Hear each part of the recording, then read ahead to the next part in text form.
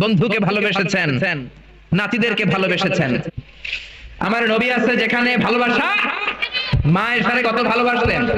একমাত্র কুমারী বউ রেগে গেলে মায়ের গাল দুইটা আনার ফলের মতো লাল হয়ে যেত। এই জন্য বিশ্বনবী আয়েশা না বলে মায়েশাকে ডাকতেন হুমায়রা নামে। হুমায়রা মানে ওই মহিলা যে মহিলা রেগে গেলে গাল লাল হয়ে যায়। আল্লাহু আকবার। বিশ্বনবী বলতেন, আয়েশা কখন রেগে থাকো তাও বুঝি, কখন তুমি আমার উপর খুশি তাও বুঝি। কেমনে বোঝেন? বিশ্বনবী বললেন, তুমি যখন আমার উপর রেগে থাকো মুনাজাতে বলো, মুসা আলাইহিস সালামের আল্লাহ, ইব্রাহিমের আল্লাহ, আপনি আমাদের উপর বরকত নাজিল করেন। আর যখন তুমি আমার উপর খুশি থাকো, তোমার মেজাজটা খোশ মেজাজ থাকে, মুনাজাতে তুমি বলো, মুহাম্মদ সাল্লাল্লাহু আলাইহি ওয়াসাল্লামের আল্লাহ বরকত দিয়ে আপনি মদিনাটাকে ভরে দেন। কোন সুবহানাল্লাহ। মানে রাগের সময় আমার নাম নিতে চাও না, কত যে ভালোবাসতেন মায়েশাকে। জিবরাইল মায়েশার চেহারা জান্নাতের রেশমি কাপড়ে এনে বললেন, দেখেন তো মেয়েটাকে